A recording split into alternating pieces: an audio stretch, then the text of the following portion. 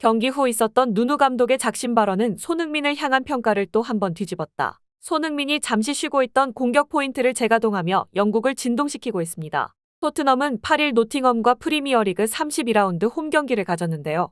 양팀은 각각 4위권 싸움과 강등권 탈출을 위해 반드시 승점이 필요한 상황이었습니다. 때문에 토트넘이 전력상 우위에 있음에도 치열한 경기가 예상됐는데요. 실제로 전반전은 토트넘의 공격을 노팅엄이 잘 막아내며 팽팽한 모습을 보여줬습니다. 분위기를 먼저 가져간 건 토트넘이었는데 특히 최근 계속해서 좋은 흐름을 보여주던 손흥민과 베르너 그리고 존슨의 연계가 이번 경기에서도 유의미한 결과를 만들어냈습니다. 손흥민이 측면에 베르너에게 연결했고 베르너의 크로스가 노팅엄의 자책골로 이어진 건데요. 이에 BBC의 전문가들은 패턴 플레이의 중심 손흥민의 움직임을 주목해야 한다고 설명했는데 토트넘의 양쪽 날개 베르너와 존슨의 활약은 사실상 원톱 손흥민의 작품이라고 할 수 있다. 역습이나 공격 전개 시 손흥민은 빠르고 정확한 패스로 측면을 손쉽게 허문다. 이어서 베르너와 존슨은 각각 크로스와 문전 침투 역할을 번갈아가며 수행한다. 굉장히 단순해 보이지만 이런 과정 속에서 손흥민의 위치를 살펴보면 수비수들은 난감할 수밖에 없다. 손흥민은 문전 반대 방향으로 이동하며 상대 센터백에게 선택을 강요하기 때문이다.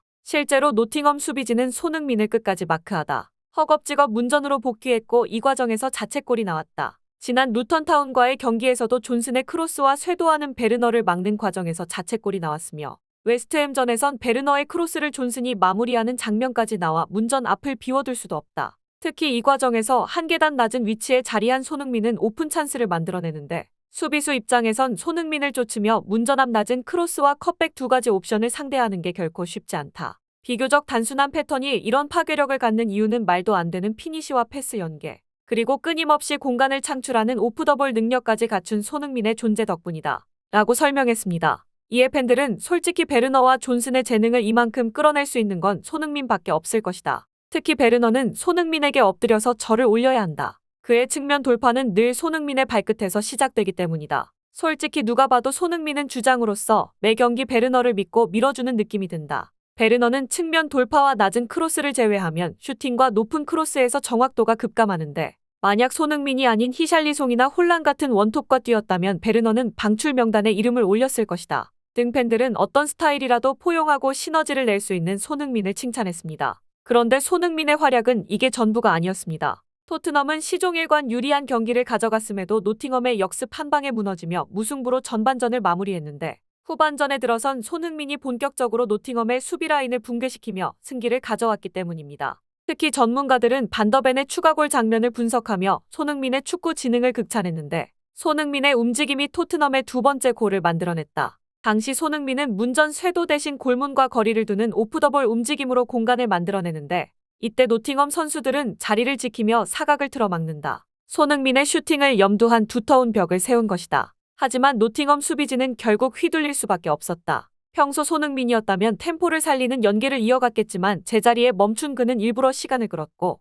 그 결과 노팅엄의 수비진은 협력 수비를 붙이며 손흥민에게 완전히 시선을 빼앗기게 된다. 이때 반더벤과 손흥민의 위치를 보면 굉장히 가까운 걸 알 수 있는데 거리가 조금 더 멀었다면 아마 지금처럼 슈팅 각도가 완벽하게 만들어지진 않았을 것이다. 이는 반더벤이 자리를 잘 잡은 것도 있지만 상대의 시선을 잡아끌며 동료들이 유리한 위치를 선점할 수 있게끔 시간을 벌어준 손흥민의 영리한 플레이가 만들어낸 골이라고 할 수 있다. 토트넘은 후반 초반 만들어낸 이 골 덕분에 경기를 유리하게 이어갈 수 있었다. 라며 손흥민이 반더벤에게 골을 선물한 것이나 마찬가지라고 칭찬했습니다. 결국 토트넘은 손흥민의 활약에 힘입어 3대1로 노팅엄을 제압하며 승점 3을 챙기는 데 성공했고 그에 따라 아스턴 빌라와 승점이 같아졌지만 골득실에 앞서 리그 4위 자리를 탈환할 수 있었습니다. 토트넘의 잔여 경기가 아스턴 빌라보다 한 경기 많기 때문에 현재 페이스를 유지하면 다음 시즌 유럽 챔피언스리그 복귀에 성공할 수 있는 만큼 이번 승리는 의미가 클 수밖에 없었습니다. 선제골의 기점이자 추가골 어시스트 그리고 경기 내내 토트넘의 공격을 이끌었던 손흥민은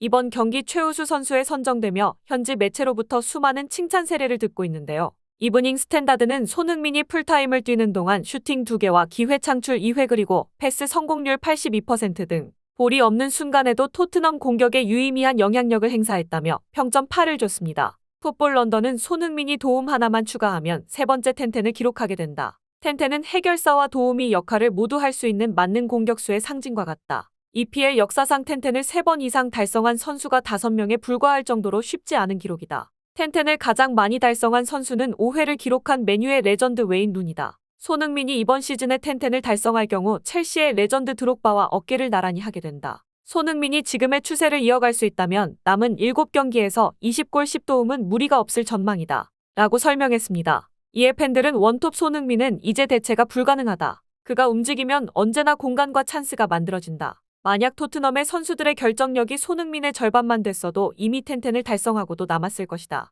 나는 아직도 손흥민의 활동 반경이 넓어지고 있는 걸 믿을 수가 없다. 직접 골을 넣지는 않았지만 경기를 본 사람들은 손흥민이 다 만들었다는 걸 알 수 있을 것이다. 노팅엄 골키퍼의 활약이 아니었다면 손흥민은 직접 골을 만들어낼 수도 있었을 것이다. 등의 반응을 보였습니다. 그런데 손흥민을 향한 칭찬은 여기서 끝이 아니었습니다. 상대팀 노팅엄의 감독이자 과거 토트넘의 사령탑을 맡았던 누누 산투 역시 손흥민을 향한 칭찬 세례를 쏟아냈기 때문인데 그는 스카이 스포츠와 인터뷰를 통해 골키퍼를 제외한 10명 전원을 수비벽으로 썼지만 역시나 소니는 막을 수 없었다. 이미 소니는 내가 알던 수준을 한참 벗어나 있었다. 그는 단순히 윙어나 스트라이커로 분류할 수 없다. 높은 축구 지능을 바탕으로 상대의 약점을 파악하고 무엇을 해야 하는지 판단하는 능력은 감독과 다름없다. 심지어 그는 경기 후 진심 어린 위로도 잊지 않았다. 경기력도 대단했지만 변함없는 겸손함과 배려심이 더 놀랍다. 손흥민은 선수로서 그리고 인간으로서 존경받아 마땅하다. 완벽한 우리의 패배다. 라고 극찬했습니다.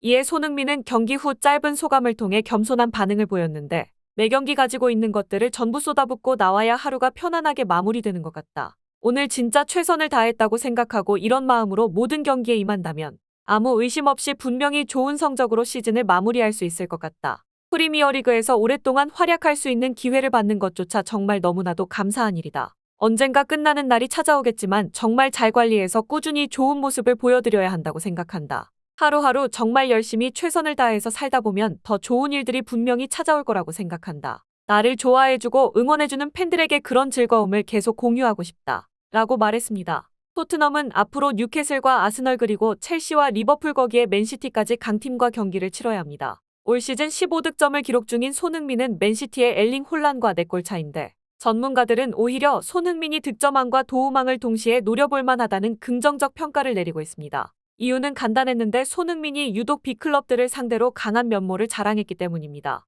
실제로 리버풀과 아스날 그리고 맨시티는 모두 이번 시즌 손흥민에게 뒤통수를 얻어맞은 전적이 있습니다. 심지어 감독들 모두 손흥민을 조심해야 한다고 입버릇처럼 말했음에도 결과를 바꿀 수 없었던 건데요. 프리미어리그 역사상 득점왕과 도움왕을 동시에 수상한 건 해리 케인과 모하메드 살라 등 단 4명뿐입니다. 토트넘은 오는 13일 뉴캐슬을 상대하는데 과거 손흥민은 뉴캐슬에 한 골 2도움을 기록하며 평점 9.5점의 맹활약을 펼친 바 있어 이번에도 상승세를 이어갈 수 있을지 귀추가 주목되고 있습니다.